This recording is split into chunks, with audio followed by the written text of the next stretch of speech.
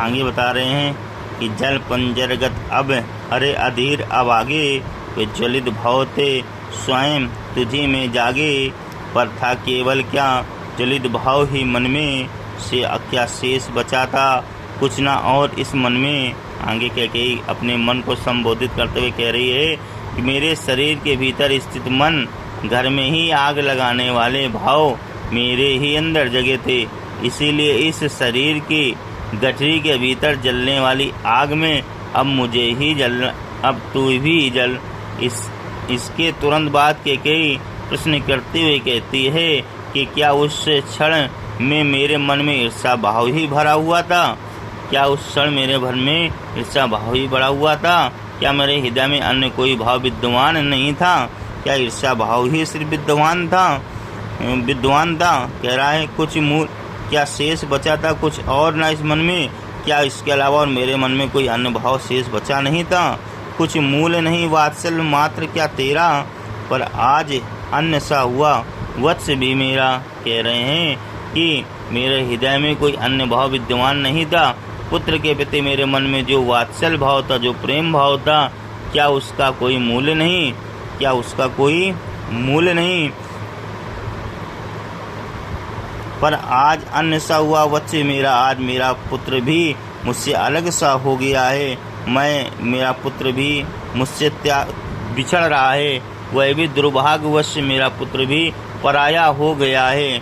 आगे कह रही है कि थूके मुझ पर तय लोग, भले ही थूके जो कोई जो कुछ कहे क्यों चूके, छीने ना मात्र पद किंतु भरत का मुझसे, हे राम दुआई करूं और क्या तुझसे। आगे माँ कह रही हैं कि अपने कित पर पश्चाताप करते हुए कि भले ही तीनों लोग मुझ पर थूके, जिसके मन में जो कुछ भी है वह कहे और फिर मेरा तिरस्कार करने में भी कोई ना चूके, किंतु हे राम मैं तुमसे केवल एक ही प्रार्थना करती हूँ कि मुझसे मेरा मात्र पद ना छीना जाए, कि मुझसे मेरा मात्र पद ना छीना जाए। छीने ना मात्र पद किंतु भरत का मुझसे, मतलब भरत मुझको माता ही माने, वह ना छीन पाए। हे राम दुआई करूं और क्या तुझसे, हे राम मैं इसके अलावा और तुमसे क्या दुआई कर सकती हूँ, क्या विनती कर सकती हूँ। आगे बता रहे हैं कहते आते थे यही अभी नरदेही, माता ना कुमाता पुत्र कुपुत्र भले ही। कि अभी तक ये संसार में व्यक्ति यही कहते थे कि पुत्र भले ही कुपुत्र हो जाए किंतु माता कभी कुमाता नहीं बन सकती। अब कहें सभी यह हाय वृद्ध विदाता है, पुत्र पुत्र ही रहे कुमाता माता। परंतु भरत के सुचरित्र और उसके कृत्यों से ये सिद्धांत वाक में मिथ्या सिद्ध हो जाएगा।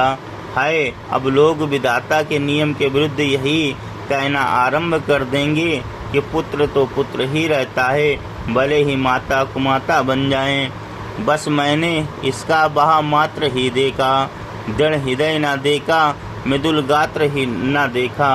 कह रही आगे माता कह रही हैं कि मैंने तो भरत का केवल बाहरी कोमल शरीर को ही देखा, उसके माँ होकर भी मैं उसके दृढ़ हृदय को नहीं देख पाई।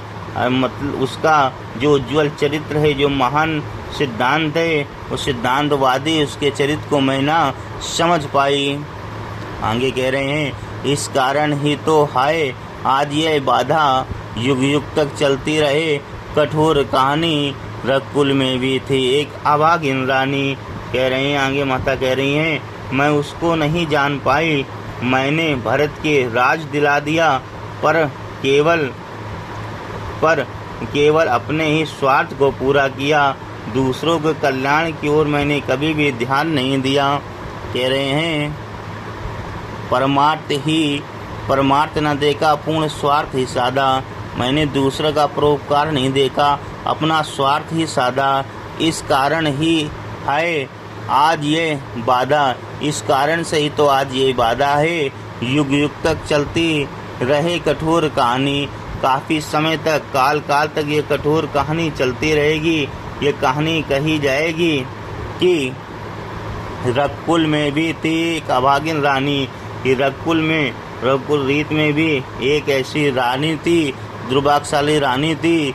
निज जन्म जन्म से मैं सुने जीव ये मेरा, धिक्कार उसे था महास्वार्थ ने घेरा। कि कह रहे हैं निज जन्म जन्म से मुझे जीव ये मेरा, धिक्कार उसे था महास्वार्थ ने घेरा।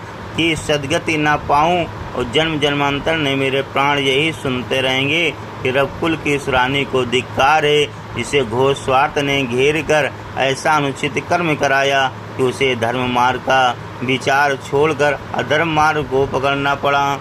मैं 100 बार धन व एक लाल की माई, जिस जननी ने है जना भरत सा भाई।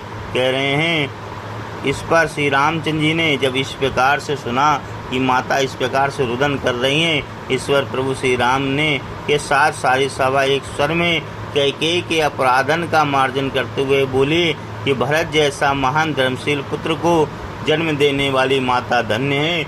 सैकड़ों बार मैं उसे नमस्कार करता हूँ।